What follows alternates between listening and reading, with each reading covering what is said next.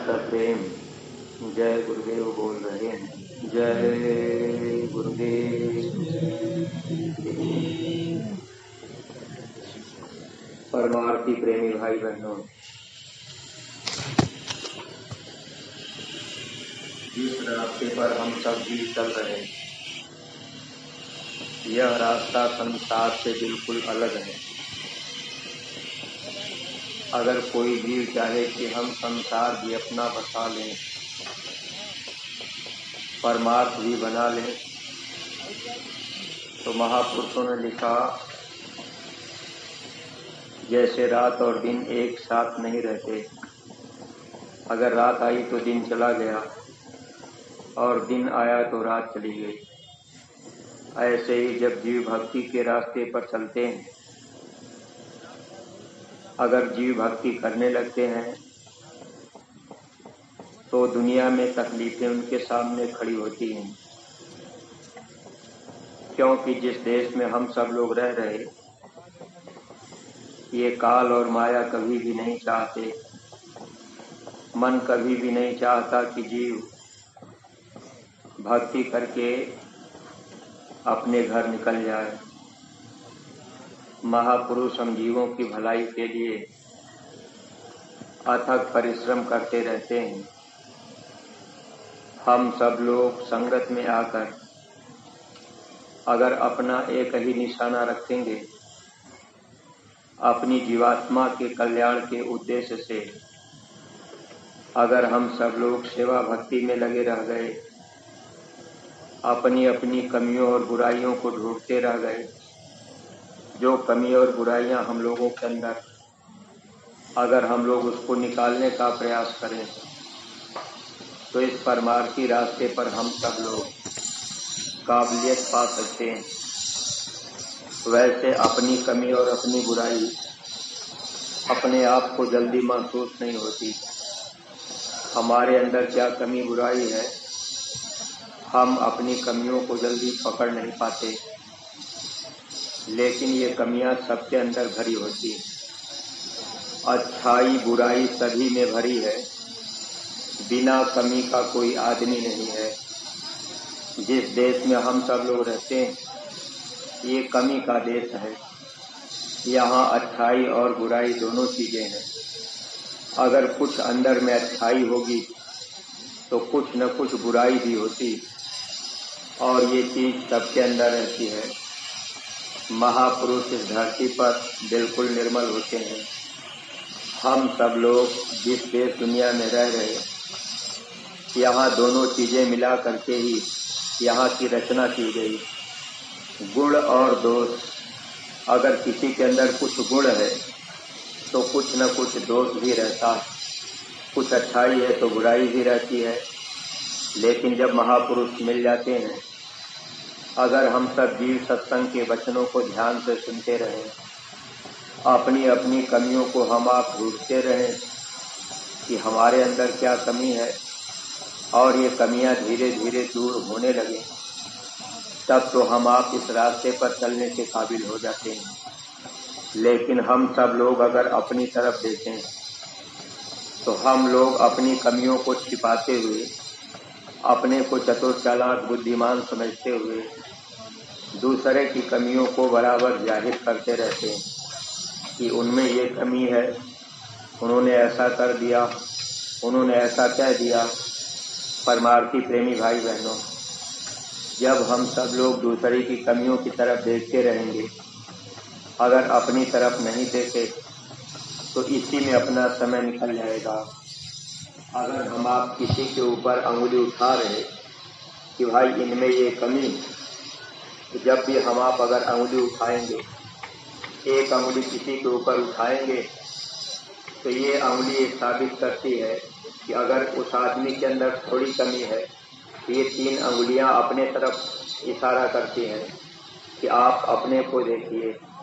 यानी दूसरे की कमियों को देखने का हम लोगों के मन के अंदर ऐसा भाव छिपा रहता है, और दूसरे के कमी कच्चाइयों को हम आप देखते रहते हैं।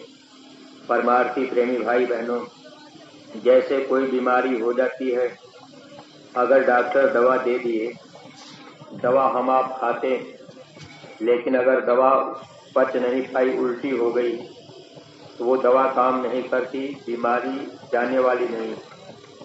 अब दवा खाए कि बीमारी चली जाए, लेकिन अगर उल्टी हो गई तो दवा काम नहीं करेगी। ऐसे ही इस परमार्थ के रास्ते पर दूसरे की कमियों को अगर हम आप देखते रहे, जिस दवा को हम आप खाने के लिए यहाँ आए, ये नाम की दौलत प्राप्त करके हम अपने निज घर चले जाएंगे, लेकिन इसमें ये नाम की दौलत, नाम की कमाई करने में जो कमाई हम आप करते हैं, अब ये उल्टी जैसे कब होती है, जब हम लोग दूसरे की बुराइयों को देखते हैं, दूसरे की निंदा और आलोचना करने लगते हैं। अगर ये चीज़ हम लोगों के अंदर है, अगर किसी की हम आप निंदा आलोचना बुराई कर रहे, तो निश्चित है कि हम आप जो परमार्थ कमा रहे, नाम की जड़ी खा रहे, जो सुमिरन ध्यान भजन कर रहे, सेवा कर रहे, ये चीज़ हमारे आपके लिए लाभकारी नहीं हो पाती, बल्कि ये उल्टी के समान हो जाती है। फिर ये जन्म मरण की बीमारी से जीव का छुटकारा नहीं हो पाता। इसलिए जब जब इस धरती पर महापुरुष आए, ये वचन हम जीवों को बराबर समझाते बताते रहे कि इस परमार्थी रास्ते पर निंदा और आलोचना से बचना चाहिए।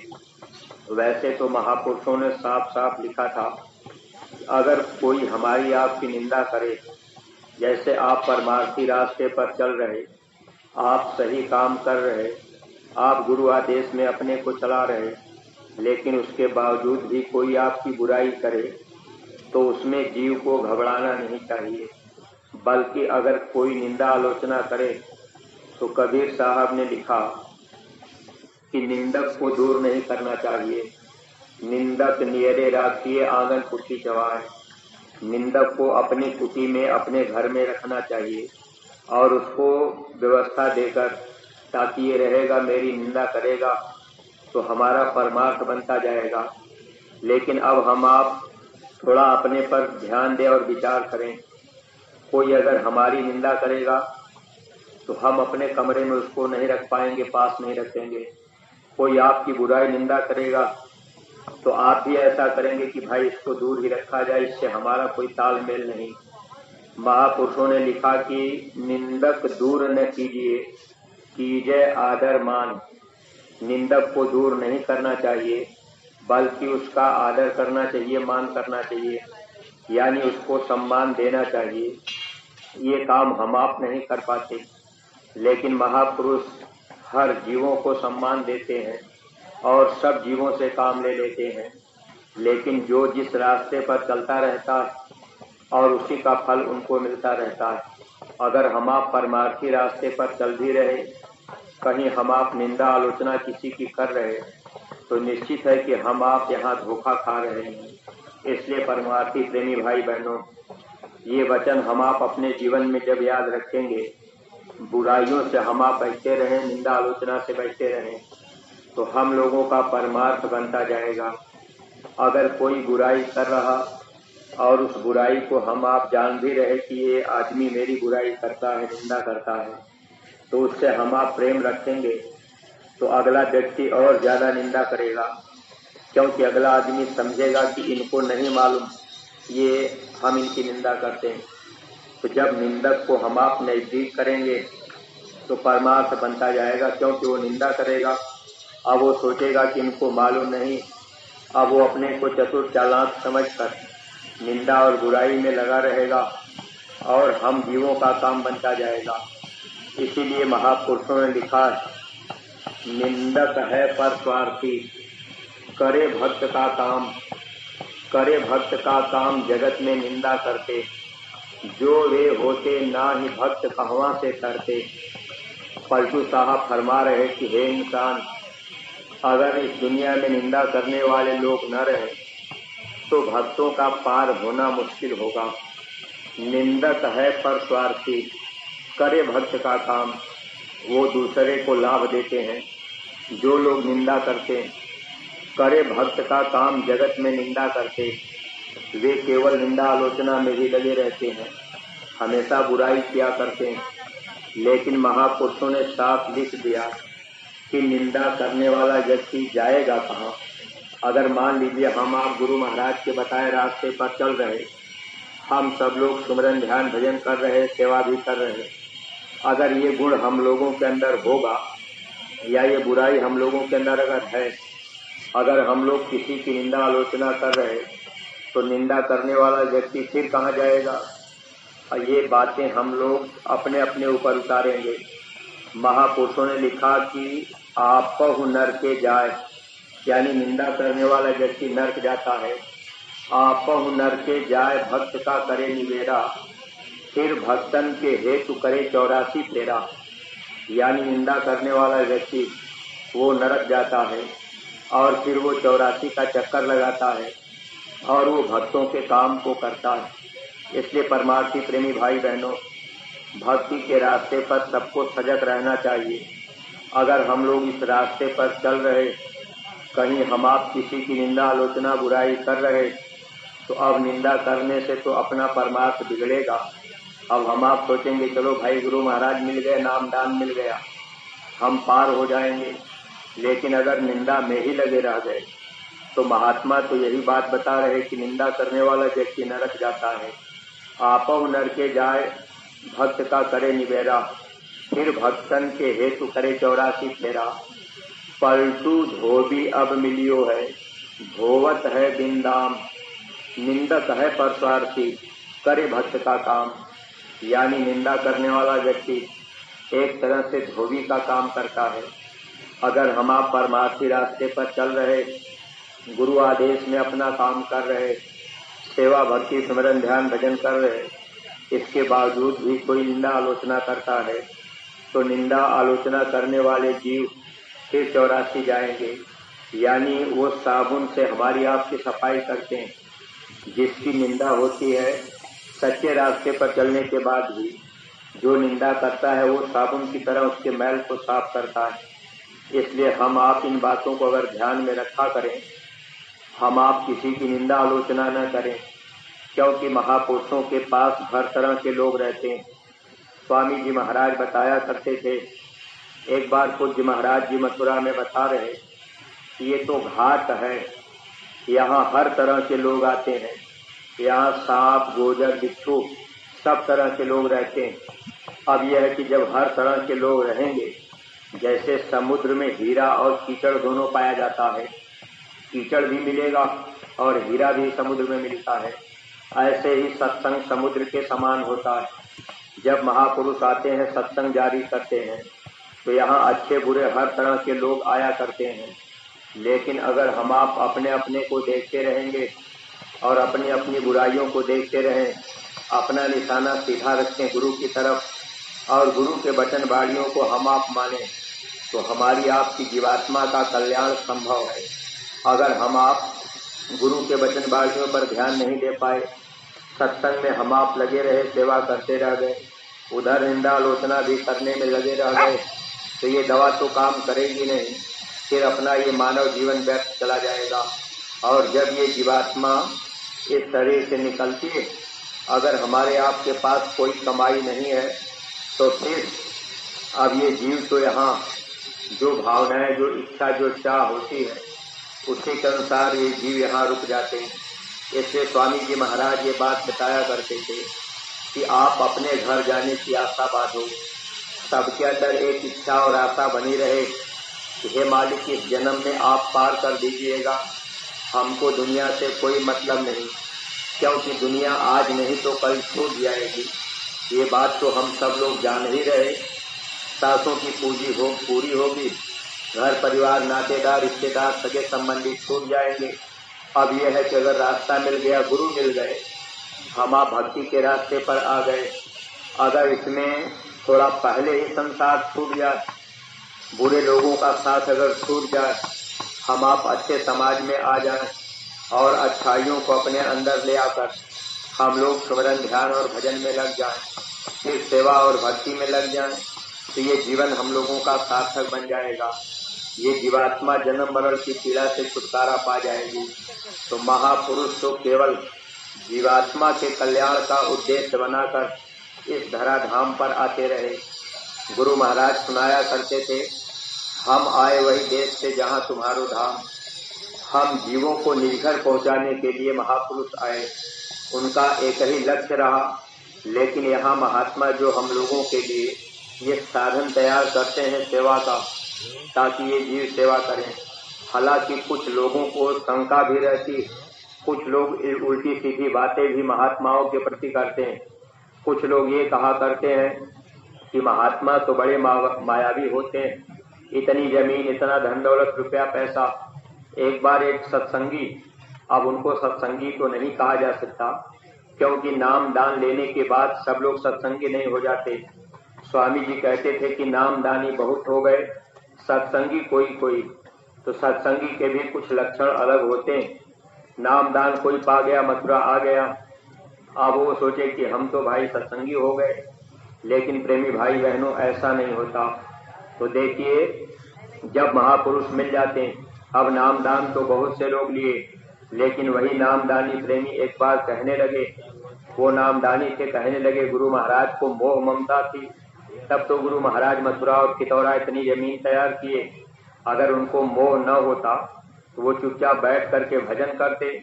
इतना फैलाव करने की क्या जरूरत। बहुत से लोगों का ये ख्याल रहता है कि महात्मा को तो चुपचाप भजन करना चाहिए कहीं गुफा में रहकर। लेकिन देखिए प्रेमी भाई बहनों, कलयुग में महात्मा प्रकट रूप में आए और महापुरुषों ने सत्संग इसीलिए जारी किया कि जब लोग सत्संग में आते रहेंगे तो धीरे धीरे बुराइयों को छोड़ देंगे। अगर महात्मा चुपचाप गुफा में बैठ जाएं तो हम जीवों की जो दुर्दशा इस काल के देश में हो रही, इससे कोई बचाने वाला नहीं। लेकिन महात्मा प्रकट होकर के मंच लगाकर हम जीवों को सत्संग सुनाने लगे, और ये स्थान इसीलिए तैयार कर लेते हैं ताकि लोग इस स्थान पर जब आएंगे उनको दया दुआ बरकत का लाभ मिलता रहेगा। हमने उन प्रेमी से ये बात कही कि आपकी सोच गलत है। अब आप सोच रहे कि गुरु महाराज को मोह ममता, इसलिए उन्होंने इतनी जमीन तैयार की।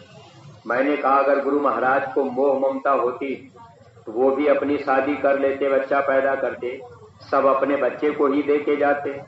लेकिन प्रेमी भाई बहनों, महापुरुष धरती पर मोह ममता के बंधन से बिल्कुल परे होते हैं। हम जीवों के लिए ये काम करते हैं, ताकि ये साधन स्थान इसीलिए तैयार किया जाता है कि जब हम लोग आते जाते रहेंगे और वचनों को मानते रहेंगे, कोई न कोई सेवा करते रहेंगे।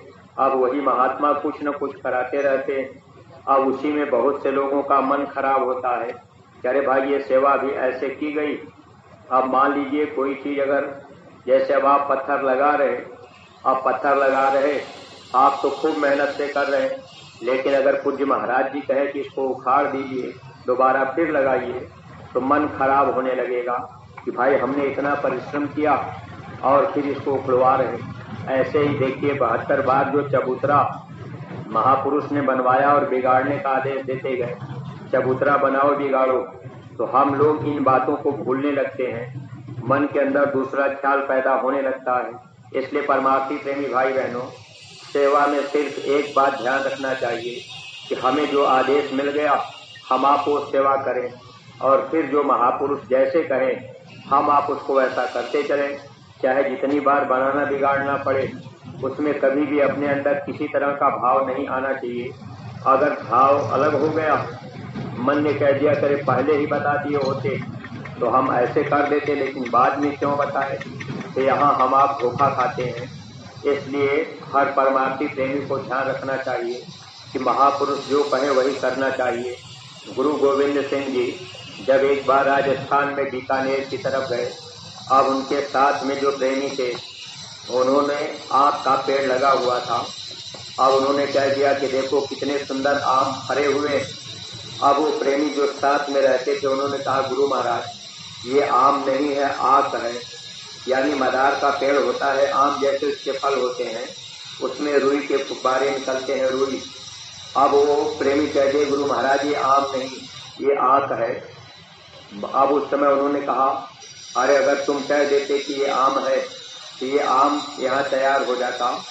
फिर उन्होंने थोड़ी देर बाद कहा, ऐसे घास लगी हुई थी, उन्होंने कहा कि देखो कितनी सुंदर गेहूं के फसल तैयार। अब वो प्रेमी बोले गुरु महाराज ये गेहूं नहीं घास है। उन्होंने कहा अरे तुमको कह देना चाहिए कि हाँ हुजूर ये गेहूं है।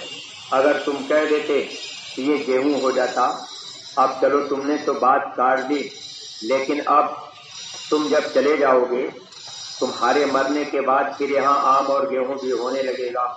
सत्संगी प्रेमी भाई बहनों, महात्मा जो कहें बस सिर्फ हम आप उसको करें। इतना ही ध्यान रख कर के अगर हम आप सेवा करते रहे, तब तो हम आप परमार्थी लाभ प्राप्त कर लेंगे।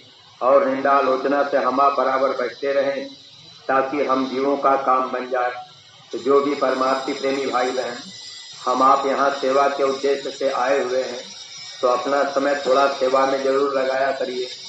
अगर आप केवल बैठ करके समय गुजारेंगे, चलो भाई यहाँ हम जन्मभूमि पर आए, बैठे रह गए, बातचीत में समय गुजार दिए, तो सत्संग तो हम आप बहुत सुने, लेकिन अगर सेवा का भाव पैदा नहीं हुआ, यहाँ आकर के गुरु दरबार में अगर थोड़ी बहुत सेवा हम आप नहीं कर पाए, अगर कहीं कोई सेवा हो रही, अपने खड़े हो गए, कुछ कर लिए, तो इसका लाभ हमको आपको मिल जाएगा।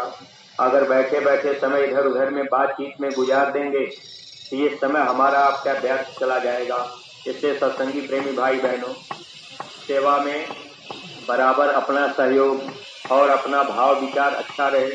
निंदा आलोचना से बचकर किसी भी तरह से हम आप गुरु महाराज की भक्ति कर लें।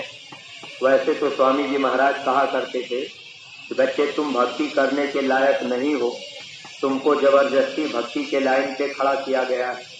हम आप काबिल तो है नहीं, लेकिन एक तरह से जबरदस्ती भक्ति के लाइन पर हम लोगों को खड़ा किया गया।